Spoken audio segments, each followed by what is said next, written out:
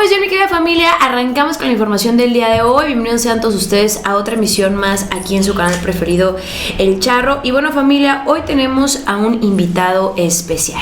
Está con nosotros el doctor Santiago Nieto. Doctor, ¿cómo está? Gracias por aceptarnos la entrevista. No, muchísimas gracias. Un saludo aquí a tu auditorio, por supuesto. Doctor, y bueno, la intención de esta entrevista, básicamente hemos visto que pasó algo hace unas semanas y sigue dando de qué hablar esta situación. Voy un poquito al contexto. Estaban las campañas en Tamaulipas, como que este grupo panista de Cabeza de Vaca ve que el truco no iba a levantar y comienzan a lanzar un golpeteo hacia su persona, principalmente ahora sí que el asesor jurídico de Cabeza de Vaca, el entonces senador Gil Suart. ¿Nos puede explicar un poquito de esta situación? Vimos que hubo señalamientos en redes sociales, inclusive bueno, ahí lo señalaron de desvío de recursos, empresas fantasmas, lavado de dinero, y bueno, pues le agradezco que nos dé la oportunidad de poder platicar un poco respecto a este tema. Sí, por supuesto, muchas gracias, Juncal, además por la oportunidad de hacerlo. Fíjate que hay un tema muy importante y tú ya lo dijiste, que tiene que ver con Tamaulipas. Tamaulipas, como todos sabemos, es uno de los estados más problemáticos del país y donde el gobierno tamaulipeco tiene francas ligas con el narcotráfico, particularmente a partir de la figura del truco al que tú mencionaste. Y el miércoles anterior a las elecciones, la Suprema Corte de Justicia iba a resolver un asunto en el cual, más bien dos asuntos, dos controversias constitucionales relacionadas, una sobre si el Congreso había actuado jurídicamente en lo correcto al desaforarlo, y dos, si la Fiscalía había actuado de forma correcta al solicitar una orden de aprecio. Yo creo que en ambos casos, tanto el Congreso de la Unión o la Cámara de Diputados y Diputadas, mejor dicho, y la Fiscalía actuaron conforme a derecho, porque el artículo 111 de la Constitución establece que cuando se desafore a un gobernador, se remitirá para el procedimiento, para el trámite correspondiente ante la Cámara de Diputados local, en este caso el Congreso de Tamaulipas, pero cuando uno va a la Constitución de Tamaulipas, dice que cuando hay una declaración de procedencia en contra del gobernador, lo que procede es nombrar un gobernador interino. Por tanto, mi punto de vista es que lo que tenía que darse en este caso en particular era pues la designación de un gobernador interino o sustituto, en realidad un sustituto por el plazo que faltaba para la conclusión del encargo de Cabeza de Vaca. Como eso no sale, eso era una estrategia de campaña, digamos, fuera de la campaña. Porque si en ese momento se hubiera votado a favor de Cabeza de Vaca, hubiera tenido elementos para pegarle digamos, hacerse la víctima y decir que todo había sido un complot del gobierno federal para golpearlo. Y resulta que pues, la Corte, yo creo que en una decisión muy sabia, termina posponiendo la discusión sobre ese caso en particular. Esto evidentemente los molestó y evidentemente hizo que el viernes antes de las elecciones iniciaran ataques contra mí. ¿Por qué contra mí? Porque ¿quién fue la persona que denunció en 2 ocasiones a Cabeza de Vaca? ¿Quién denunció a Lavalle, el senador de ese grupo que se encuentra hoy preso? ¿Quién denunció también actos de corrupción vinculados con este grupo de gobernadores y de senadores que se llamaban senadores panistas rebeldes, que después se convirtieron en gobernadores? ¿Y por qué es importante? Porque este grupo político pensaba que en 2024 iba a alcanzar la presidencia de la República. Desde el Senado de la República habían ganado varias gobernaturas, ganan Querétaro, ganan Quintana Roo, ganan Aguascalientes, ganan Durango, ganan Baja California Sur y ganan Tamaulipas. Pero poco a poco los gobernadores de Quintana Roo y de Querétaro se separan porque son traicionados por parte de este grupo, encabezado por Cabeza de Vaca, y después pues pierden las elecciones en Baja California Sur y pierden las elecciones, pierden el grupo político, pierde el control de las candidaturas en Durango y en Aguascalientes, y pues su último bastión era Tamaulipas. y resulta que Américo Villarreal obtiene el triunfo con más de 6 puntos de votación, y eso los pone en una situación de amplia vulnerabilidad. Yo soy de la idea de que se tiene que llegar hasta las últimas consecuencias respecto a ellos, porque pues estamos hablando solamente el caso de Cabeza de Vaca, de una persona que se hizo de dueño de ranchos, que tiene pues, 24 inmuebles entre Estados Unidos y México, en lugares, fraccionamientos de lujo, en Mission, Texas, en McAllen, por supuesto, en Reynosa, en Soto La Marina tienen un rancho que es también muy importante, y tienen una serie de prestanombres para los ranchos de energía eólica. Entonces, la verdad es que era un grupo delictivo, político importante, que pensaban luchar por la presidencia del PAN y después por la presidencia de la República, y que con el resultado electoral de Américo Villarreal se les cayó. Y entonces a quien culpan de esa caída o de ese descalabro es a mí. Y por eso lanzan esta serie de tweets. Los primeros tweets son datos que se encuentran en mis declaraciones patrimoniales y fiscales. Y por ejemplo, aquí, ¿qué relación tiene Gil Swart o por qué mandan a Gil Swart a atacarlo a usted o a señalarlo a usted? Porque realmente Gil Swart fue el vocero en ese momento. Aquí, ¿por qué hago esta precisión? Porque muchos han querido desvirtuar, vimos todos en Twitter cómo, bueno, pues comienzan ahí a contestarse, inclusive usted le dice que es un hombre de leyes, que cualquier cosa se ven en los tribunales, inclusive también lo invita a que, bueno, si tiene pruebas que las presente, temas patrimoniales. No sé si ya le contestó Gil Swart, pero ¿por qué exactamente Gil Swart? Aquí, ¿por qué hago esta precisión? Porque muchos quisieron desvirtuar que posiblemente era un tema más personal por tratarse, bueno, pues del ex senador Gil Swart. Y bueno, aquí usted menciona que no, que realmente es un tema porque no querían perder el poder en este estado, este grupo panista, y porque usted era el único que se había atrevido o ya había iniciado investigaciones en contra de Cabeza de Vaca. Sí, a ver, depende de dos cosas. Hay un componente personal y por eso mandan a Gil Swart. Yo diría que sí. Además es público y notorio. Mi esposa estuvo casada con Gil Swart en algún momento. Y bueno, evidentemente eso nunca va a haber una buena relación con ese antecedente, y además porque fue una gente que estuvo bloqueando sistemáticamente a mi esposa durante todo el sexenio pasado para que no llegara a cargos electorales, que finalmente es el ámbito de su competencia. La bloqueó en 2014 2 ocasiones, en 2016 otra, en 2017 otra, todos lo sabíamos. Ministros de la Corte, senadores de todas las corrientes políticas, y bueno, pues por supuesto que de hecho parte de nuestras pláticas, Carla Humphrey y mía, cuando empezamos a ver cosas y proyectos juntos, pues tenían que ver con eso, con que habíamos sido 2 damnificados del sexenio anterior. Pero por supuesto que hay un tema político de fondo. El tema político de fondo es que ellos pensaron, como fueron un grupo muy cercano a Calderón, pensaron que iban a recuperar la presidencia de la República, y su cabeza visible pues era Cabeza de Vaca. Pero resultó ser el tipo de un ampón. A ver, perdónenme, solamente para recordar a la audiencia, Cabeza de Vaca es detenido en 1986 en McAllen con 3 personas por robo de armas.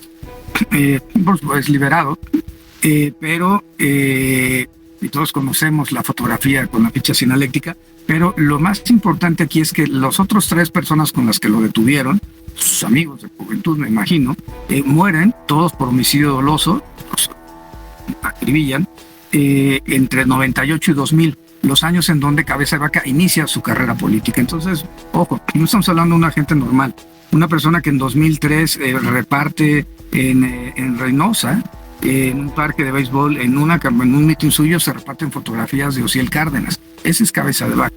Una gente que inclusive dentro del panismo tenían recelo por la cercanía o nexos que tenía con grupos delictivos. Y a pesar de ello, se convierte en la única opción viable de este grupo para competir por el PAN y por la presidencia de la República. De hecho, entre el propio panismo se plantea que ellos filtran parte de los videos para pegarle al presidente López Obrador y también a sus hermanos y para pegarle a Manuel Velasco. Entonces, ojo, ¿de qué estamos? Hay que tener claridad de qué estamos hablando. El asunto es un asunto político. perdieron la joya de la corona y perdieron además un espacio donde se han utilizado para, a partir de empresas en donde ellos tienen relaciones accionarias, a partir de los despachos, a partir de inmobiliarias, a partir de empresas constructoras, o a partir simple y sencillamente comercializadoras que pueden venderle a uno desde un foco hasta papelería para las oficinas, o organizar eventos sociales, pues empezaron pues, finalmente a llevarse el dinero del estado de Tamaulipas, y eso es finalmente lo que tienen. La Auditoría Superior de la Federación en varios casos documentó y planteó con claridad los desvíos de recursos que habían existido en Tamaulipas, y finalmente eso es lo que estaba en juego en este caso. Y bueno, pues a mí en realidad pues, las acusaciones de Gil Suárez son de risa. El asunto nada más bien es un asunto de percepción, lo que buscan es dañar mi imagen para que yo no tenga nada que ver con la transición en Tamaulipas o la transición en cualquier otro estado de la República donde haya gobernado la oposición y haya ganado las elecciones Morena, pero básicamente está centrado en esto. Entonces Gil dice, es que le pagaron 700,000 pesos en una empresa, pues es una capacitadora y me contrató, no le veo ningún tema. Otra empresa, Bartlett, pues sí, pero tanto CAES como Bartlett las contrataban el gobierno de Querétaro, el gobierno de Quintana Roo, que perdón, no son gobiernos de Morena, son gobiernos panistas los que contrataban a las empresas que él dice que son empresas fachada, evidentemente no. Alguna referencia que si había un beneficiario de Jóvenes Construyendo el Futuro, yo hablé además ni siquiera de la empresa que me contrató a mí, sino de otra diferente, con la que yo no tengo relación contractual, ni comercial, ni financiera. Me dijeron que eso era absolutamente falso. Y así, el tercer hilo de tweets es simple y sencillamente ciencia ficción y ya no voy a entrar en ello.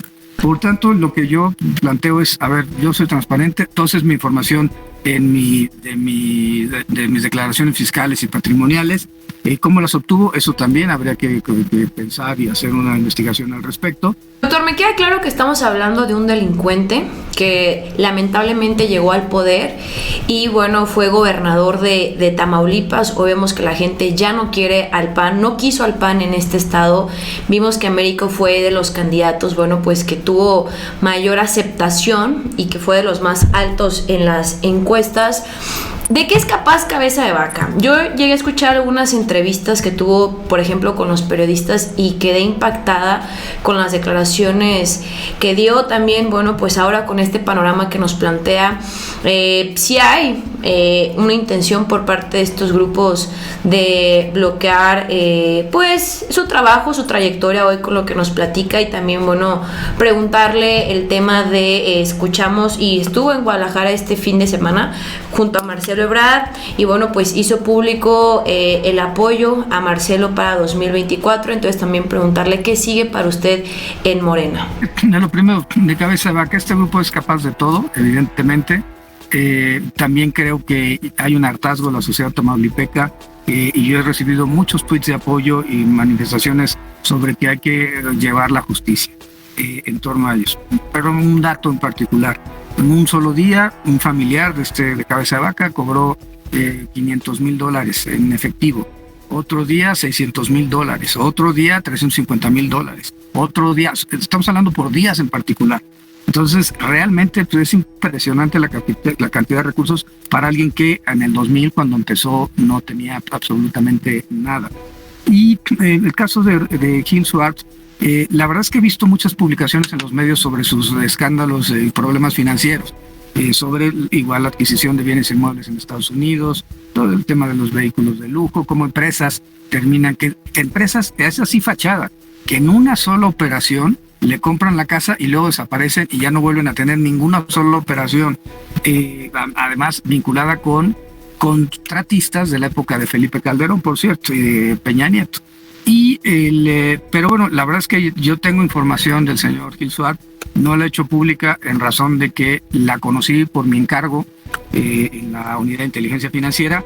Fui requerido por la Fiscalía Anticorrupción, se le entregó a la Fiscalía Anticorrupción, pero yo cometería un delito si me pongo a decir lo que sé de él.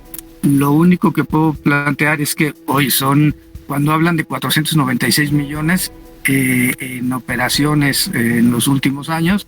Lo único que les puedo decir es que se quedaron cortos. Doctor, y para concluir, no sé, yo veo que tienen comprado al Congreso. Allá en el estado de Tamaulipas sabemos que la mayoría es panista, lo han ayudado en más de una ocasión. Hay corrupción, alguien lo está solapando, alguien lo está cuidando. Veremos a el señor Cabeza de Vaca enfrentando la justicia, porque es parte de lo que como mexicanos queremos. Sabemos que hay señalamientos, sabemos que está vinculado con grupos criminales, pero en realidad, ¿hasta cuándo va a llegar la justicia? Yo sé que usted no es el fiscal, pero ¿cuál es su punto de vista? ¿Alguien lo está solapando o lo está cuidando en Tamaulipas, o en la Suprema Corte, o en las altas cúpulas de la política? Menciona que es amigo también cercano, es del grupo cercano de Felipe Calderón. Sí, a ver, ese es un tema muy importante. El Congreso del Estado de Tamaulipas aprobó una reforma para mantener en los cargos, para quitar la mayoría calificada y reducir a mayoría simple el nombramiento de personas después de los cargos al interior del Congreso. Y después, cuando nombraron a los suyos, entonces, como tenían la mayoría, lo vuelven a modificar para hacer mayoría calificada y con ello impedir que en el triunfo de Américo Villarreal pueda tener un Congreso con el que se pueda negociar, discutir, en un ejercicio de división de poderes, por supuesto, pero más bien para mantener un Congreso hostil al Ejecutivo. Eso a mí me parece inconstitucional desde el procedimiento, que no hayan convocado a los diputados y las diputadas de Morena, que hayan hecho un Zoom donde no pudieron entrar, el mismo contenido material de que las leyes pasaran a su publicación en el Diario Oficial del Estado sin que pudieran ser vetadas o pasaran un procedimiento de promulgación por el Ejecutivo, me parece terrible, absolutamente inconstitucional. Y bueno, creo que es importante que el Congreso de Tamaulipas en su momento haga el pronunciamiento respectivo, y también Morena como partido político, porque estamos viendo un tema de ejercicio de derechos fundamentales, de derechos político-electorales, en la modalidad de ejercicio del cargo, porque está afectando los derechos de las diputadas y los diputados de Morena. No es un tema electoral, es un tema de derechos, sí, eso sí, políticos. Ahora, el otro punto y claro, ¿qué viene con esto? Yo creo que en la justicia en este país, aunque tarde llega, y creo que estas personas llevan ya muchos cadáveres en el closet, y llevan muchas imputaciones falsas, y llevan una vida entera, 2 sexenios vinculados con actos de corrupción. En este caso se alargó en razón de que obtuvieron el poder en el estado de Tamaulipas, pero yo creo que esto va a cambiar. Yo creo que la presencia de Américo Villarreal, el hartazgo de la sociedad de Tamaulipas con la delincuencia organizada, con el secuestro, con la extorsión, debe llegar a un cambio de rumbo en Tamaulipas. Por otra parte, de lo que me comentabas del canciller Marcelo Ebrard, me invitó tanto para estar en Toluca hace una semana, y a 2 semanas, y hace una semana estar en Guadalajara. Y bueno, participé en un evento en el cual no es un acto anticipado de campaña ni de pre-campaña, y esto en términos de la propia legislación electoral. Lo que señala la legislación electoral es que están prohibidos los actos de pre-campaña de que inicie el proceso electoral hasta que se da propiamente la pre-campaña. Después dice, pasa la pre-campaña, llegamos a la etapa de intercampañas, y ahí quedan prohibidos todos los actos anticipados de campaña, que están prohibidos desde que terminan las precampañas hasta que inician las campañas electorales. Y la única excepción que plantea el Tribunal Electoral, no lo dice la ley, lo dice el Tribunal Electoral, es cuando se podría sancionar a alguien por actos anticipados de campaña antes del proceso electoral, pero cuando hubiera proximidad con este. Y en este caso no hay proximidad, estamos a 1 año, 4 meses de que inicie el proceso electoral, y por tanto ni el acto de Claudia Sheinbaum, de Adán Augusto López y de Marcelo Ebrard en Toluca, como el acto de Marcelo Ebrard y como el próximo que se tendrá en Coahuila, no son actos anticipados de precampaña ni de campaña. Doctor, pero usted entonces ya anunció que se la va a jugar con Marcelo. Esto lo vimos ahí en redes sociales y se hizo tendencia en Twitter. Bueno, yo creo que yo le rindo culto a la amistad.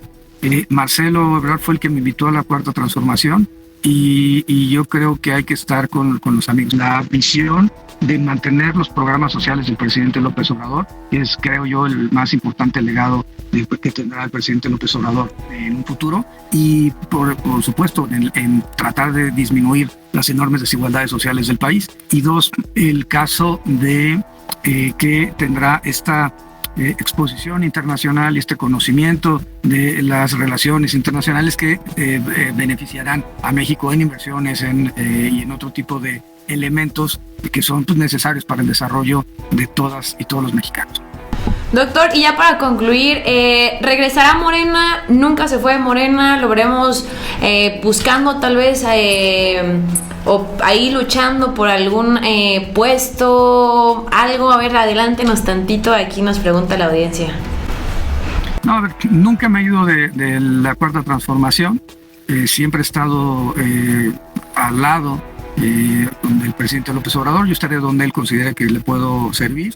En este momento estoy desde la academia reflexionando, leyendo, escribiendo en mi libro de memorias, escribiendo un texto sobre el combate a la corrupción. Quiero hacer un capítulo específico sobre estos rebeldes panistas, autollamados rebeldes panistas. Y bueno, por supuesto que yo estaré colaborando con la Cuarta Transformación desde donde que es el ámbito que me toca estar.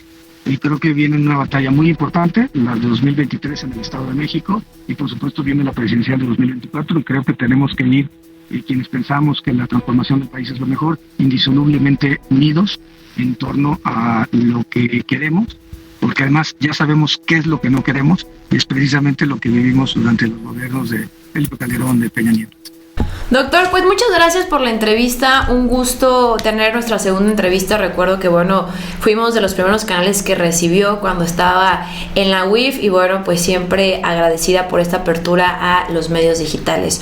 Un saludo y bueno, pues que aquí la audiencia nos deje sus comentarios al respecto y seguir la pista. No hay que soltar el tema de este grupo panista que han querido adueñarse de nuestro país y lo principal, como usted lo menciona, los actos de corrupción que no pueden quedar impunes. Gracias, doctor, un saludo y nos vemos hasta la próxima. Nos vemos.